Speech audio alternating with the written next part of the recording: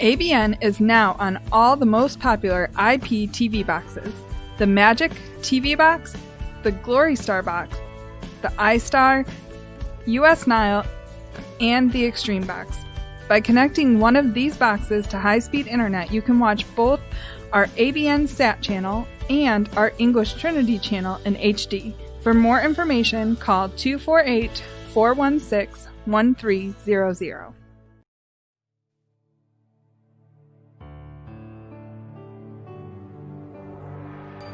You are watching Trinity Channel.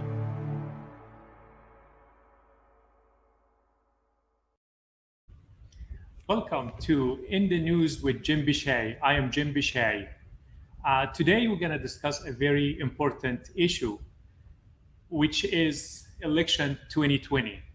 We are literally 26 days from the most important election probably in our lifetime. And I want to invite you to join me today to explore why this election really, like no other election we've probably ever seen.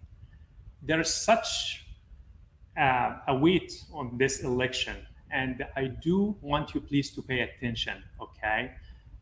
This is not about a person in the White House. It's not even about one issue or two issues. It's not about even COVID or healthcare. It's not even about healthcare system or economy. It's much more than that. Let me tell you what's in the ballot today. You probably, I don't know if you watch the news or not, but if you do, you will know that there is so much on the ballot in 26 days. And why it's very important that we as US citizens, we exercise our God-given right in the Constitution that was granted and written by our framers. And go straight to the ballot box and we drop the ballot or we mail it in. I prefer to drop it in with my own hand. So why this election really like no other election? Most of us probably, we've seen lots of presidents come and go, lots of Congress people come and go. But this election is much, much more than that, my friend. I'll tell you why. Because our values are on the ballot. What I mean by that? What do I mean? I'll tell you what I mean. When this nation was first formed, almost 244 years ago, over 200 years, 2 centuries, the framers were mindful of two things: that government cannot be functional unless it's effective and there is a checks and balances. Now, that's number one. But most importantly, the government would take over unless there are rights for the citizens. And that's what sets United States of America different than any other nation in the world. Our rights, our God-given rights, are very important. Okay, let's explore. The first 8 amendments in the Bill of Rights in the Constitution cover our rights. Okay, what is it? We have the freedom of speech. We have the freedom of religion. We have the freedom of the press. We have the freedom to assembly, peaceful assembly, peaceful assembly. I re-emphasize that. We have the right to petition government. We have the right to bear arms, Second Amendment. We have the right to privacy. You know, I shouldn't be looking over my shoulder every day who is spying over me. Okay, these are things that we see every day on the news that are being violated now. We have the right also to equal treatment under the law. These are very important, my friends. And that's why I wanted to take a few minutes to emphasize why you and I definitely should be voting and should understand that it's not just one thing on this ballot in November, on November 3rd. In many states, such as California and others, we are getting the ballots in the mail, and some states already started the voting process. I urge you, my friend, to do your homework and to vote for what you stand for. If our freedom, if your freedom is important to you, if you want to be safe at your home, if you want to be safe with your family, if you want to be safe to worship God, to pray, to go to church without being threatened or sued, please vote. So, one of the things that we see nowadays all over the news, how our values, how our freedoms are under attack, like no time before in this nation's history. For that reason, I invited a dear friend of mine who really can speak to one subject that is very important about our freedoms, and that is cancel culture. You may have heard that term recently. Cancel culture. Cancel culture. What is cancel culture? I'm gonna wrap all that, and I wanna invite right now. I would like to invite my friend Kevin Dedman, author, speaker, and wonderful man who really understands this subject and so many other subjects. So please welcome Kevin Dedman with me. Kevin. Thank you, Jim. It's great to be here. And cancel culture is a very important topic these days. And a lot of people don't understand that term, cancel culture. It's a fairly new term, but it's an old idea. Cancel culture is primarily a social media term. It's when people on social media don't like what you're saying and they cancel you. They send their friends to destroy your life. They get you fired from your job. They'll quit buying your products, quit going to your store if they don't like the political ideology that you might be speaking about or any kind of subject that they don't agree with, and they'll cancel you out. And so it's a very big deal in these days, especially with BLM and the riots that are taking place and the chaos that's being created in our country as a result. And there's such a division in our time right now in our country. And cancel culture is the strategy that's being used to produce fear in people so they won't speak up and take advantage of their constitutional right to free speech. And so, for example, we see in the NFL, Drew Brees came out and said he's not going to play with teammates who are going to dishonor and disrespect our flag. And for that, the media, the NFL players, fans, they went against him and they said, well, then we're not going to allow you to play in the NFL. We're going to cancel your culture. We're going to destroy your life. We're going to destroy your family's life. We're going to make your life a living hell unless you repent. And so he did. He actually apologized 3 different times on the national media platforms. And that was still not enough. He ended up kneeling down during the national anthem, bowing down to the fear, bowing down to the intimidation so that his life would not be canceled. And that's what's happening across the board in companies, high-tech companies, regular businesses. It's amazing. You can go in and you can talk about BLM.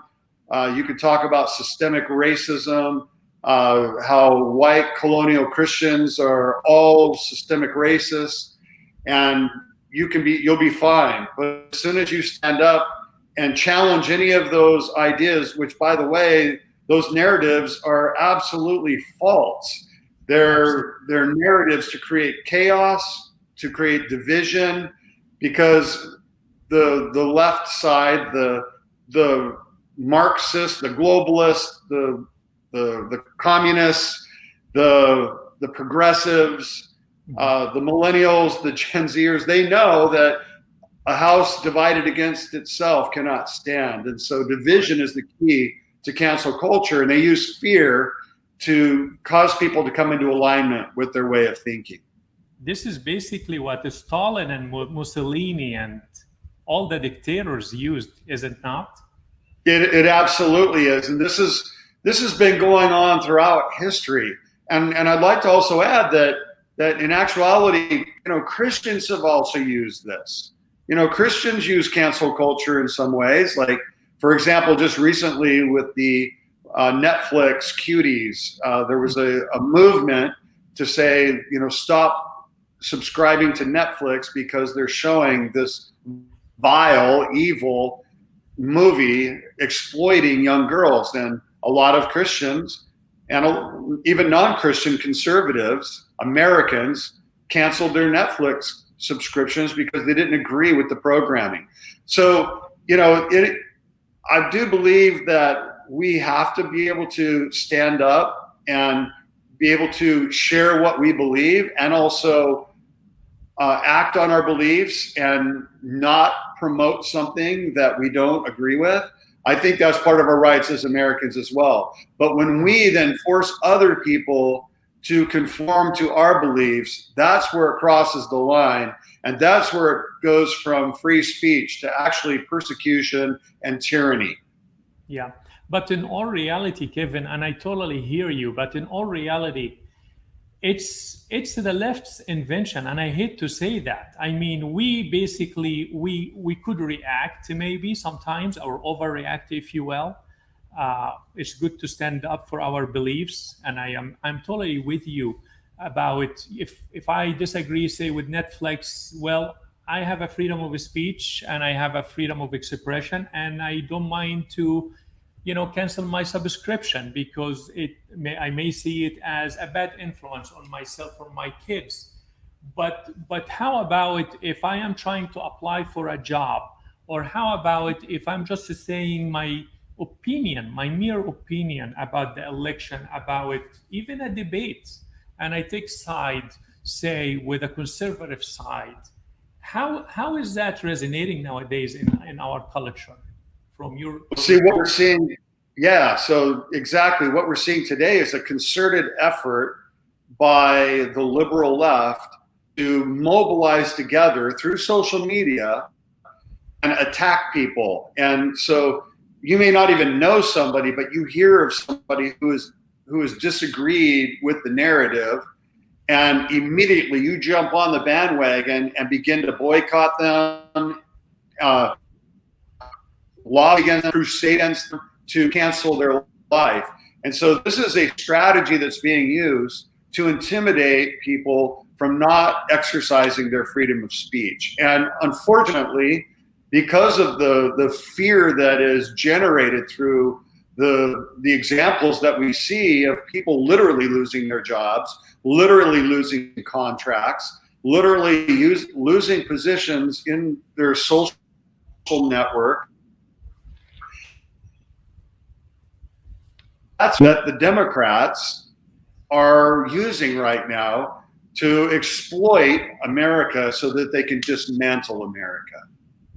Correct. And I can't agree with you more. I mean, this is why this election is really like no other, because, freedom of speech. I want to be able to say what I think. You can't cancel me because I differ than you. Actually, this whole society built on good discussions, on viable discussions. Let the best opinion wins. But well, yeah, that's not what we see today.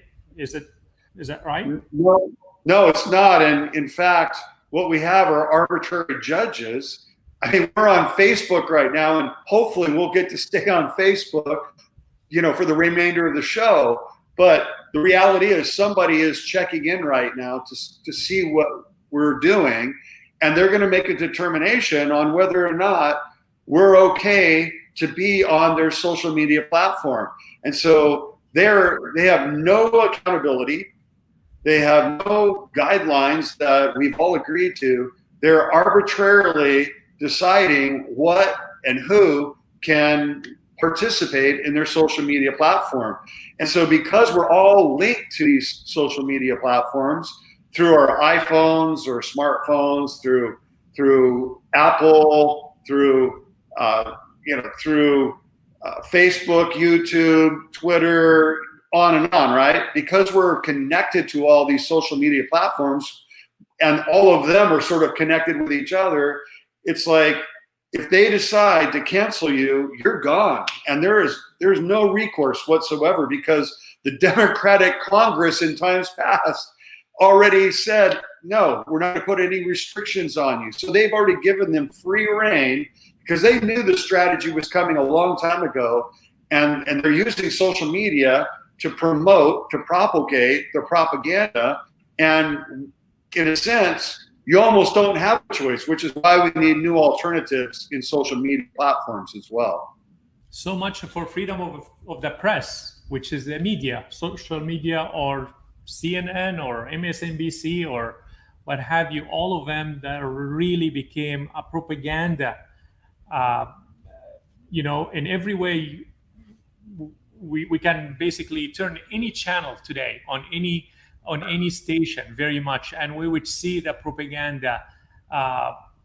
Tell me a little bit more about that, how this is directly really undermining our First Amendment freedom of speech, Kevin. Well, I mean, we can look at this even in history. We can see this in Hitler's overtaking of Austria starting in 1933. And it took him 5 years of working with the media, burning down buildings, sending in the brown shirts, who were the special forces, to create chaos within Austria. And in 5 years, he had the people of Austria so frightened that 98% of the country in 1938, who were 98% Christians, ended up voting for Hitler as tanks were surrounding cities in case they didn't vote in the right way. That's cancel culture as well. And so we've seen this in Russia. We've seen it in China, where like the kids are taught in school the propaganda, and then they're rewarded to actually cancel their own family culture, turning in their parents, turning in their relatives, and getting accolades from the teachers, the government, for doing so, for canceling their own cultures. And we see that that's the way that countries have been taken over in the past, and the same strategy is being utilized now. It's just a shame that as Christians, we've allowed this to continue on for so many years, that the momentum has built up so great now that it's going to take an absolute miracle to turn it around. But the good news is, I believe in miracles. I believe in the Constitution. I believe in God's good plans and purposes for my life and my fellow Americans' lives. And I believe that if we stand up and do the right thing now, fearlessly, standing up, speaking out, voting for what we know is right, then God, I believe, will partner with our courage, and we could totally see a turnaround. I want to mention something I mentioned to you before, Kevin, that this is not something that is out there. It affects all of us. For me personally, I mentioned to you before that I had a Twitter account that I had a few thousand followers on, and it was just about praying for our leaders, praying for our troops, citing facts, mere facts. I would not take one side or the other, just saying facts. And one night I was sitting at my living room looking at my Twitter account, responding to some tweets, and all of a sudden everything froze. And all my followers became, from a few thousand, became zero instantly. And I could not post, I could not do anything. And all I could do is take just the screenshots to document all that. And that happened to me personally. If it happened with anybody else, maybe I would think, okay, maybe they said something they are not supposed to say, or hate speech, or whatever. But what you're talking about, Kevin, this is not just about canceling one person. This is about canceling what this country was built on. Well, it's canceling a culture. And the culture that they're wanting to cancel is white, colonial, Christian capitalists. And it's a stereotype culture that they have invented so that they can propagate their Marxist beliefs and cancel out capitalistic Christian culture.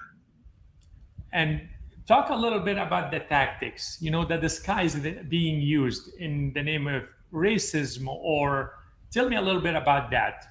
Well, Whether it's hate speech, racism, whatever.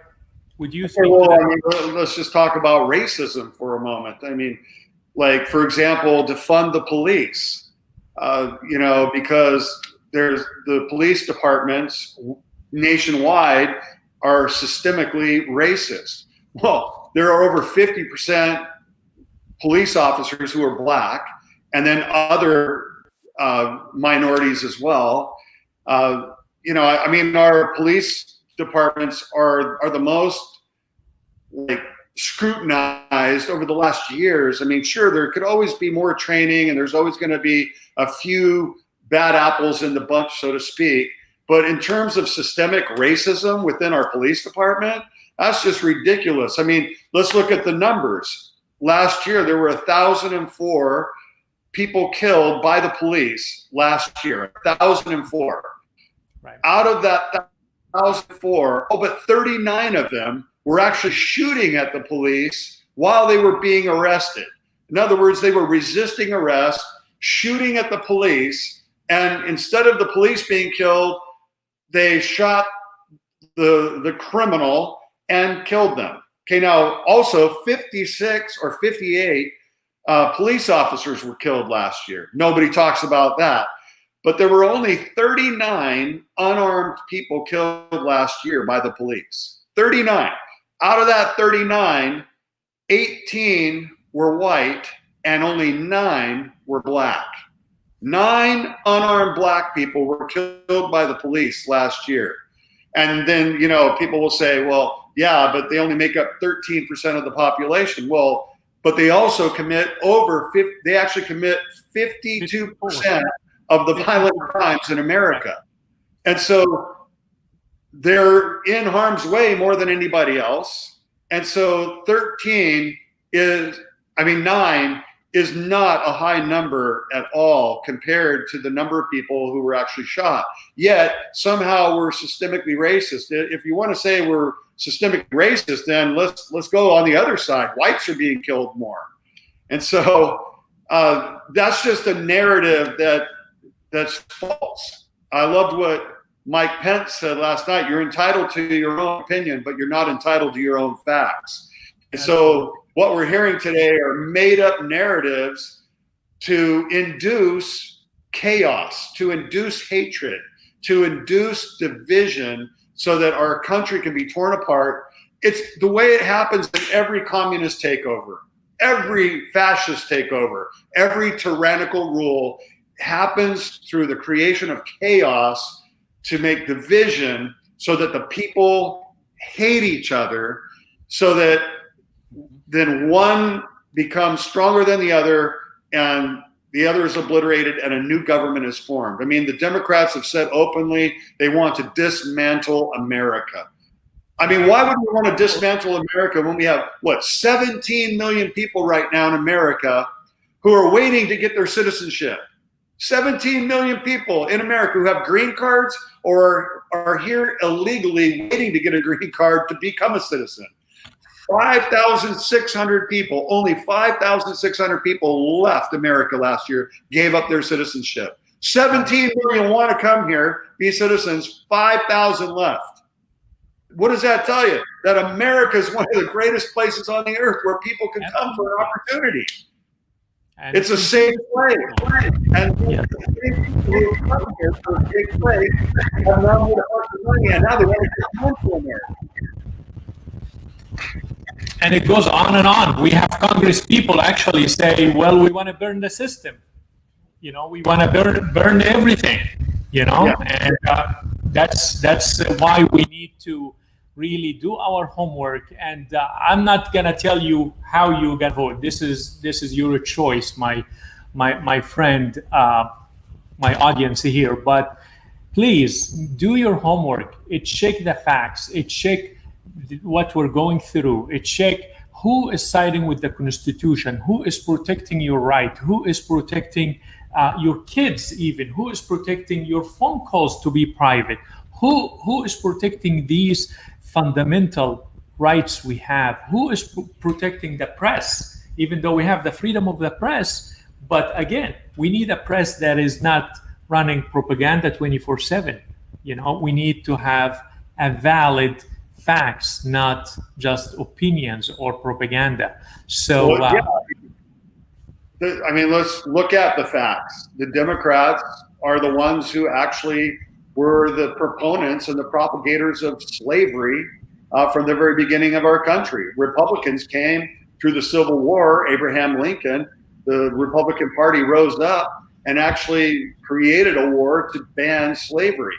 The Democrats actually instituted the Jim Crow laws in the South. That's right. And plantations. And there wasn't one Democrat who voted for the Civil Rights Act in the 1960s. And it was the Democrats who created a welfare program that made it so the father couldn't be in the home to get welfare, which totally disintegrated the family unit. And it's the Democrats who run all the violent cities today where they're impoverished black communities, and they could care less about the community. I mean, and they're making millions of dollars on being in these political elected officials. And I mean, like, name one place where BLM has gone in and built up a community after it's been destroyed in one of their riots. Well, peaceful. It's not going to happen. Yeah. It's not going to happen. They're not involved in anything except for tearing down. And if you look on the BLM website, when you give to BLM, you actually are giving to Act Blue, which is the nonprofit organization of the Democratic Party. You're giving to the Democratic Party. The Democrats are supporting BLM. It's an arm of the Democrats who are actually being supported by people like George Soros and others who are funding. I mean, George Soros has paid for most of the liberal judges.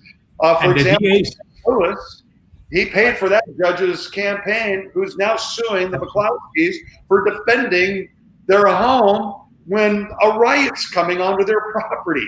And yet that judge, that district attorney, was paid for by George Soros. So we have 75% of the campaign was funded by George Soros. Correct? Yes, absolutely. And so many more. $17 million for district attorneys just last year. And then we see something in Florida, another billionaire like Bloomberg trying to finance, people, ex-felons, to go out and vote for this election, correct? By paying their bail and what have you. Right. I mean, you have these globalists now who are trying to take control of our country. And in a sense, you have a transcendent government coming over our democracy.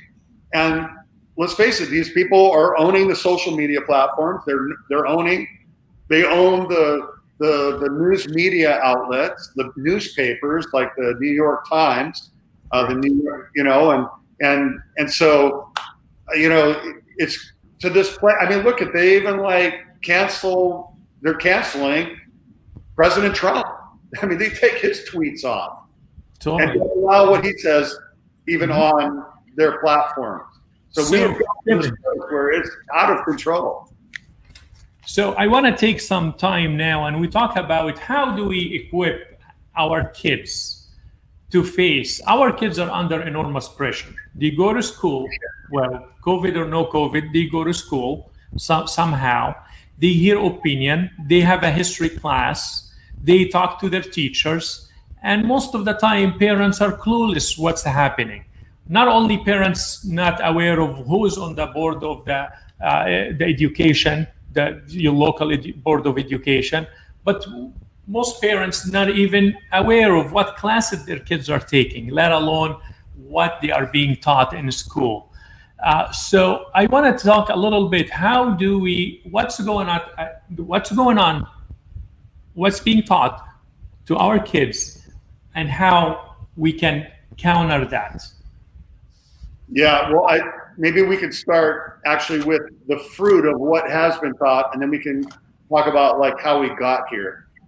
Because most baby boomers and above, we have a difficult time speaking to the younger generations, the millennials and the Gen Zers, because the reality is we're thinking, well, there are absolute truths. There are, universal morals, universal truth, absolute morals, and right is right, wrong is wrong, and the Bible is true. It's something that we can depend on.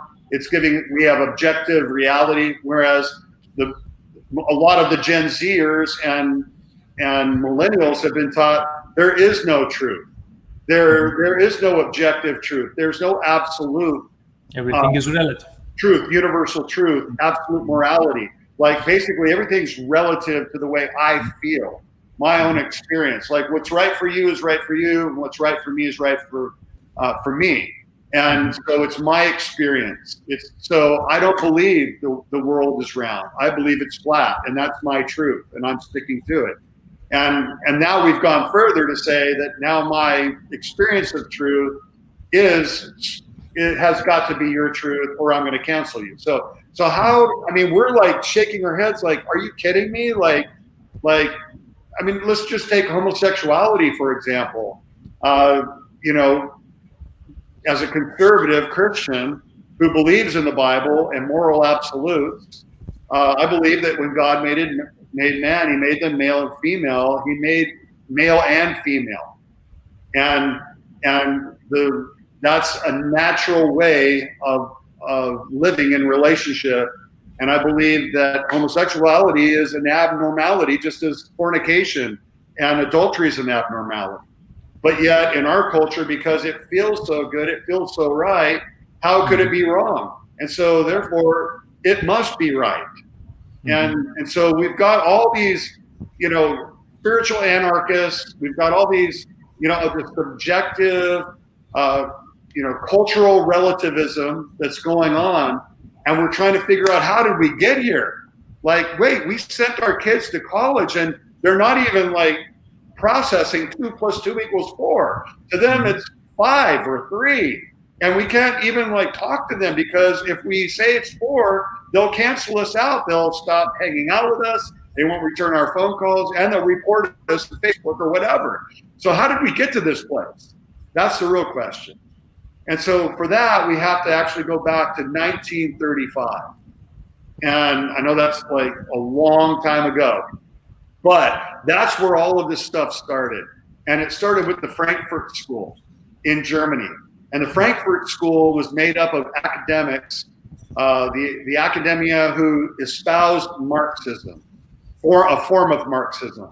And they were hoping that through all of the chaos that was being created in Germany and the economic harshness that Germany was going through in the early 1900s after World War I, leading up to World War II, that communism or some form of communism would be installed in Germany. And so when Hitler was voted in and brought in fascism, he started going after the communists, the Marxists.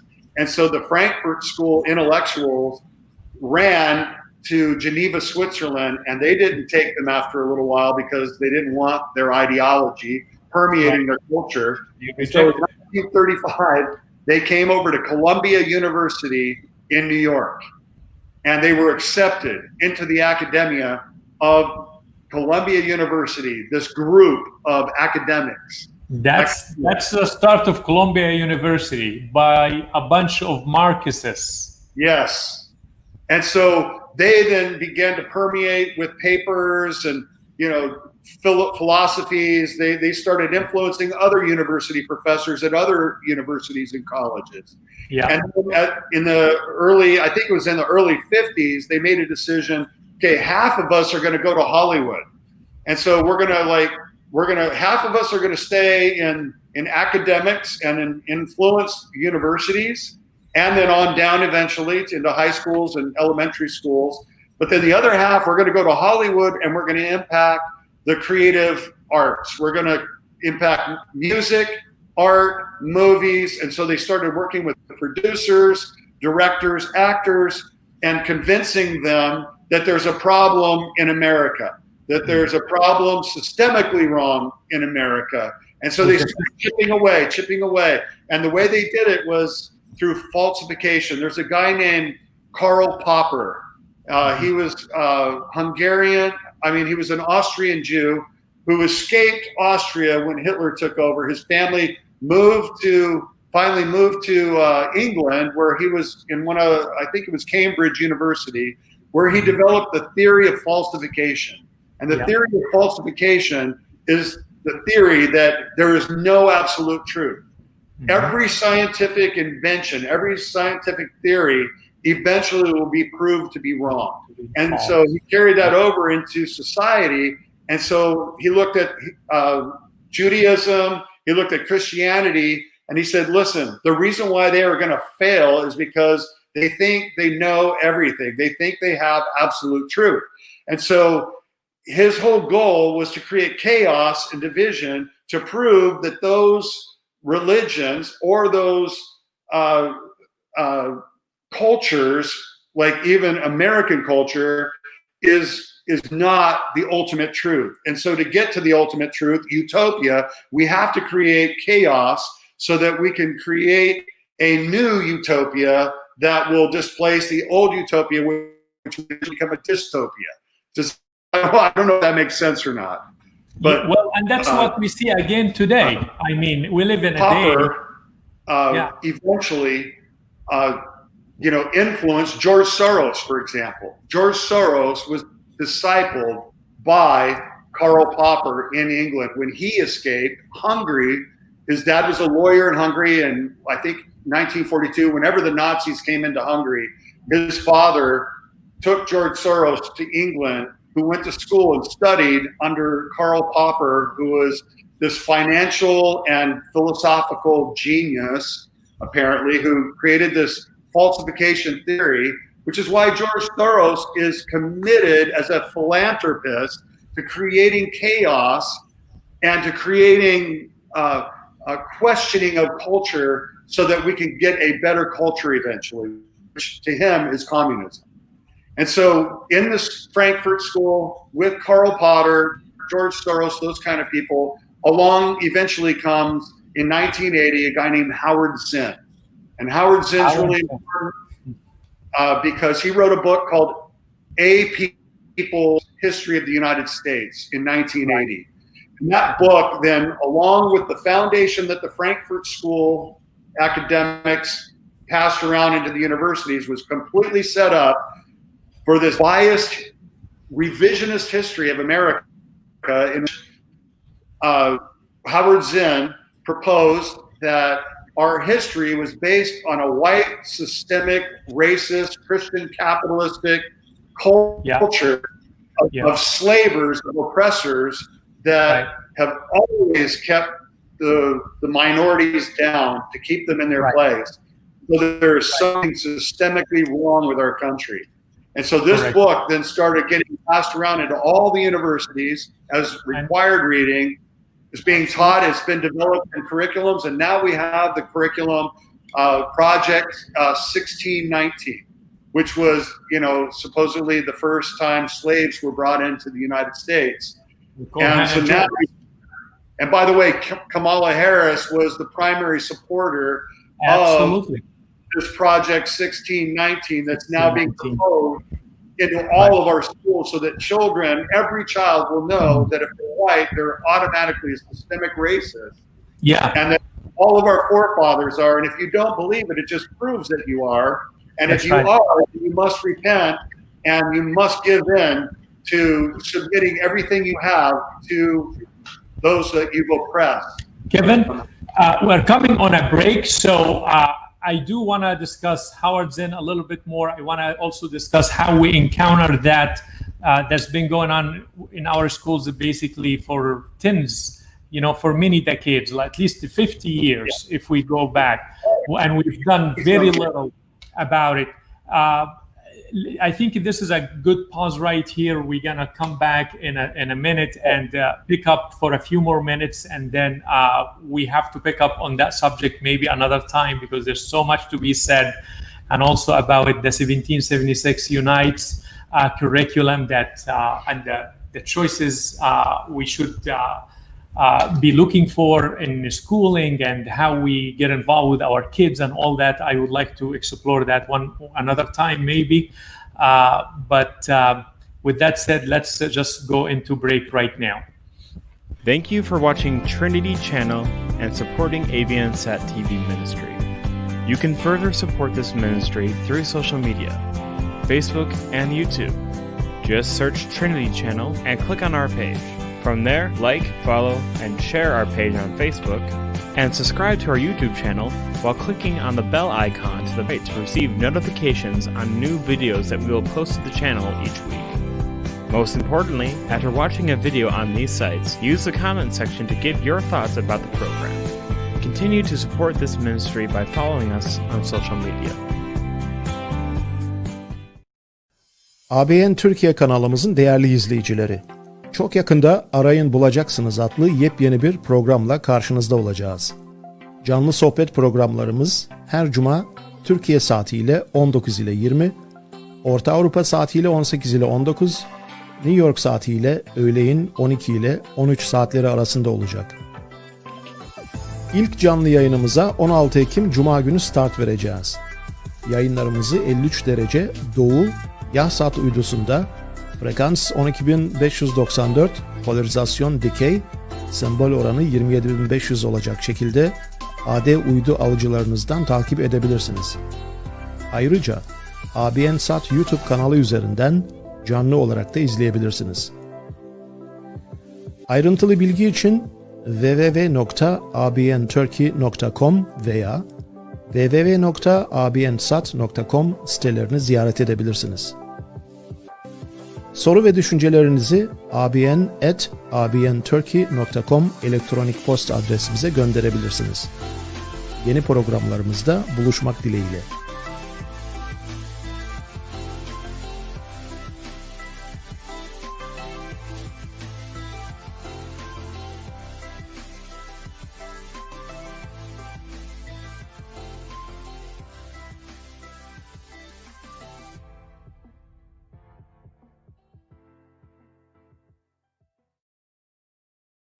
Welcome back. There is so much to be said about what's going on in our nation today. So I promise you, I will bring Kevin Didman again, hopefully soon.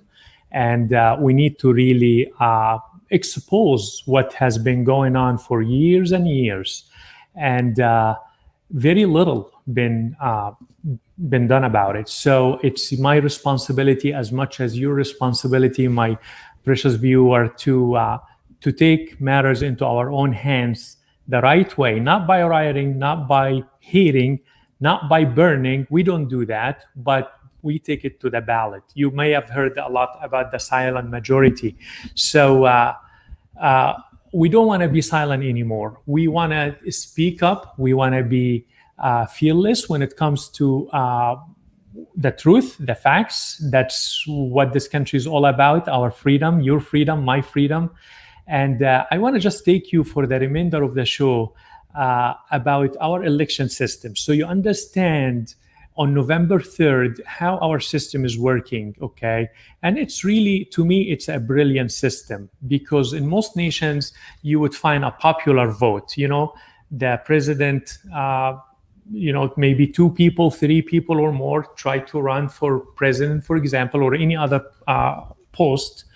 And whoever gets, say, over 50% or the majority vote, wins.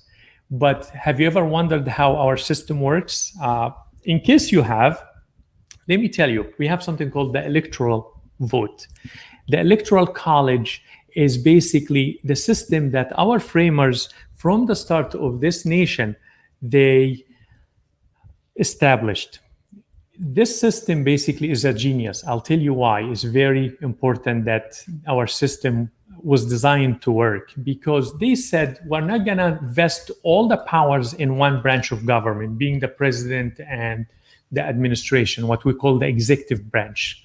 So what they did, they said, no, we're going to split up the power equally and evenly.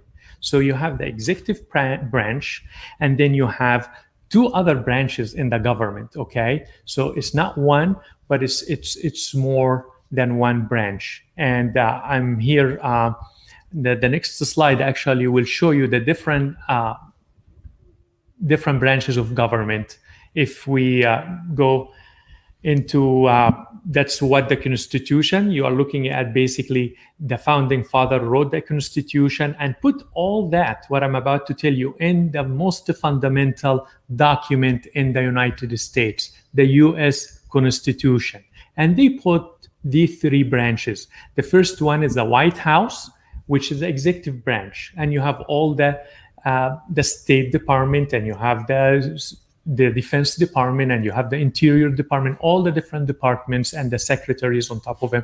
That is all of them called the executive branch. They are all under the President Donald Trump at this point. And then we have Congress, and Congress is two different chambers, okay? And you would have 100 in the Senate and 435 in the House of Representatives, okay? So that's the number 538, the 538, that's the number of people in Congress that are in charge of our Congress. So remember, the first one is our executive branch. We have the president and the cabinet, okay? Then we have Congress, and the Congress has 538 members in two different chambers. One of them is the Senate, one of them is the House of Representatives. Together we call Congress, okay? So this is the second branch of government. The third branch of government is the judiciary, okay? And we're gonna, the legislative branch, okay? And that's the court system, and of course on top of it will be the Supreme Court. So I'm gonna go here and explain a little bit more about the number 538 right here. If you see the next slide, it will show you the top one is the Senate. Okay, usually it's the red usually is the Republican, the blue is the Democrats, two different parties. At least those are the two major parties. You may find one independent or two independent, but the majority is either Republican Party or Democratic Party. And then you have the House of Representatives, which is 435. And then we have three of them that are from Washington, D.C., and that basically gives you that number, the 538. So you have the 100. How do we arrive into 100? Why 100 in the Senate? Have you ever wondered that? Simple. How many states we have? We have 50 states, correctly? And every state will vote for two people, two senators. And these are the representatives in the Senate of each state. So you wonder why don't we go with the popular vote? What's wrong with the popular vote? Let me tell you why our framers didn't go with popular vote. Because if a popular vote, then if one candidate, for example, gets, say, California, New York, Florida, Texas, 3, 4, 5 states, guess what? He doesn't need any of the other states to win election, okay? And he will get to a number, what we call the magic number for the presidential election, which is 270, okay? So the framers rejected that idea. They knew their history. They knew that in order to have a United States, they would need to have every state sharing in that power. Every state is represented, whether it's Wyoming, whether it's Delaware, whether it's North Dakota, whether it's South Dakota, you name it. Every state, they wanted every state to be sharing in that power. So that's why they said, okay, well, we have every state to bring two senators equally, regardless of the population of the state, regarding the size of the state, regarding of its economy. 2 senators will be elected every 6 years, okay? And they rotate every 6 years. So we don't have the whole 100 senators are up for election. There is rotation, okay? Every 6-year term, the senator is up for election, and so forth and so on.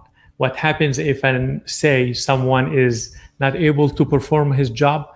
Most states will give that power to the state governor to appoint a senator to finish that term, okay? And then once, some of them also call for early election, but and some of them call for, it depends on the state, and some of them will allow the senator to basically finish that term and then go up for election.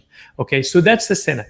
Now, how about the second chamber, which we call the House of Representatives? That's 435 plus 3 from Washington, D.C., which is District of Columbia. Okay, you see it right here on the lower end, black and white, blue and red. And it says 435 plus 3. Those are the 3 from the District of Columbia. Here is basically what represents the next slide would represent the majority, supermajority.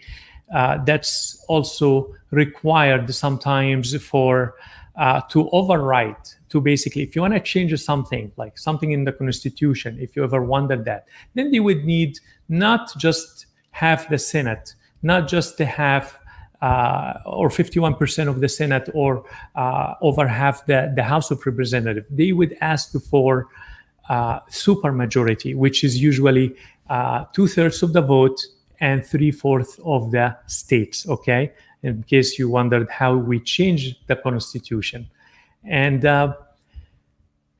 the next one here, it's about our executive branch, the presidential election. Okay, but actually, I want to cover something, how we come up with the 435. So for that, I'm just gonna go right here, skip on this one, and I'll go to the next slide, which it will show you the states. Okay, and one more, please. And here we are. Let's look at the map of the US. Here we go. This map is good. Let's stay there for a minute. Okay. If you look closely into this map, you will find every state, all 50 states on this map, including Alaska on the bottom, and very bottom right there, and Hawaii as well. So every state is represented, and every state has a number. Okay. And the number reflects the number of the electorates. Those are the number that represented by how big the state is. For example, California is bigger than other states for sure, population-wise.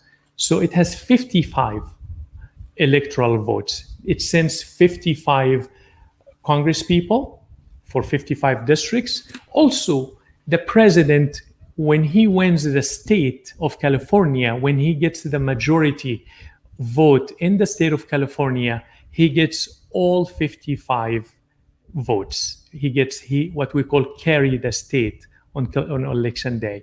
Okay, so you have California 55, you have Texas 38. Those are big states, right? You have Florida 29, and you have so many other states. Even as you have 3 for North Dakota, for example, and you have different ones. You have Michigan, you have other ones, 11, I believe, in Michigan. So every state has the electorates. Okay, and these are people that representing the population. For example, we have upcoming election. Now we can go back to the previous one. Here we go. We have upcoming election, the presidential election, and we have Donald Trump running against Biden, the Biden ticket, Biden-Harris, versus Trump-Pence, okay, for the Republican Party. And both of them are trying to carry the state, okay? Of course, it's better to carry the bigger states because it gives them more votes. For example, whoever carries California gets 55. But what if he carries California and a few other, but he does not really get the majority of the US, okay, like other states? Guess what? There is a number for the presidency to be decided, and that number is 270, okay? And that will be on the next slide, will be 270. That's a 530 electorates. And one more slide, here it is, the 270. You are looking at it. What is that number? That's out of the 538. Each candidate, presidential candidate, I'm not talking about the Senate. The Senate only wants his majority vote within his state, and the same for the congressperson in his district. Don't confuse those, please, okay? But for the presidency, that's why it's a big deal, because he has to be versed within the US, okay? And that's the genius of this system. We cannot have, say, one candidate just going hitting the big states and that's it. Yes, they are important because he will get a lot of electoral votes. But the 270, what we call the magic number, would not be achieved by 2 or 3 states or 4 states or even 5 states. He has to carry more than that, okay? So the more he carries, that number carries. We saw that in 2016, Trump versus Hillary Clinton, and how the votes went. Many people said, well, Trump is not even gonna get close to the 270. He's gonna be in the hundreds. Instead, he was way past that, in the 300s, okay, way past it. So what I'm saying here is this election is so important because it allows us to vote for the presidency. It allows us to vote also for for Congress. Every state has its Congress people and its senators if they are up for election. You also have the local ones, and the local elections are also important, especially boards of education. Nobody pays attention to that. That's very important, my friend. I only have a few minutes here left, but I just want to let you know that elections have consequences. What does that mean? Meaning, if you don't vote, if I don't vote, if I say, well, I'm in a blue state, what am I going to do? Definitely the other one, if I'm Republican and I say, definitely California is going to go for Biden. So why do I vote? Why do you vote? Of course, you have to vote because you have a congressperson, you have a mayor, you have board of elections, you have propositions, which actually determine our future and our kids' futures, from taxes to everything else. So it's very, very important that we vote. Okay, I'm gonna touch really quickly on the third branch of government, so I don't leave it out, and that is the legislature. Okay, the judicial. The legislature is the Congress. Okay, the judicial branch is you have the federal government. Courts, all the federal courts, okay, all the federal system. It starts with district courts, appeals courts. You have probably heard of the First Circuit, Second Circuit, Third Circuit, Court of Appeals. Those are federal courts, okay? There is state court system, and then there is federal court system. And starting all the federal judges, FYI, they are appointed by the president and confirmed by the Senate. That's why it's very important that you also vote for the president that is going to protect your right, is going to protect your freedoms, is going to protect the judicial system. Okay, it's very important.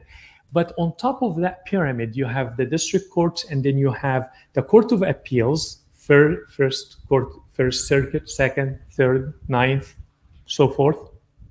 But then you have the Supreme Court with 9 justices. They are called justices, not judges. Those are justices, and these wonderful justices are elected for life. They are appointed by the president, and if you follow the news nowadays, there is a vacancy, and there is a lot of news about that vacancy because of the weight that carries with it. And I hope and pray that we do the right decision, and we vote, and we talk to everyone to vote. Protect your freedoms. I believe that President Trump has been doing a great job without taking sides, but my personal conviction, I feel that, he's protecting the right to choose for abortion, against abortion. He's for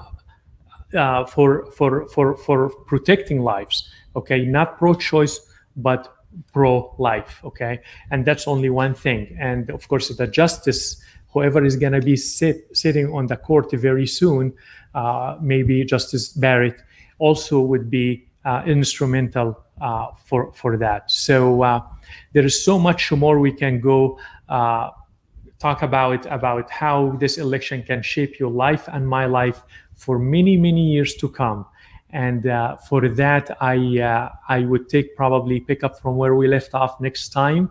And again, thank you very much for allowing me tonight to come into your home and to be sitting with you one-on-one, heart to heart, and talk about some issues that will touch you as much as will touch me. God bless you. Go out. If you get your mail-in vote, please vote. Make sure that you have your family and friends to vote also. And please, let's all stand up together for our rights. Have a great night. See you next Thursday at the same time, 8:30 Eastern, 5:30 Pacific. God bless.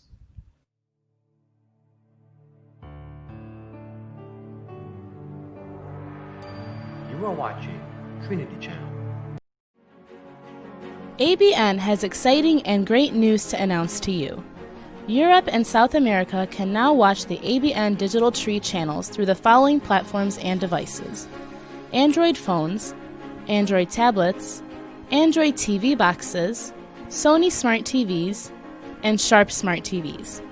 This is in addition to Apple TV, Amazon Fire Stick TV, Roku Box, as well as our websites, abnsat.com and trinitychannel.com.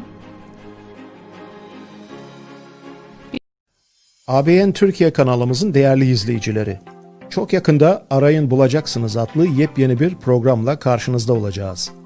Canlı sohbet programlarımız her cuma Türkiye saatiyle 19 ile 20, Orta Avrupa saatiyle 18 ile 19, New York saatiyle öğleyin 12 ile 13 saatleri arasında olacak. İlk canlı yayınımıza 16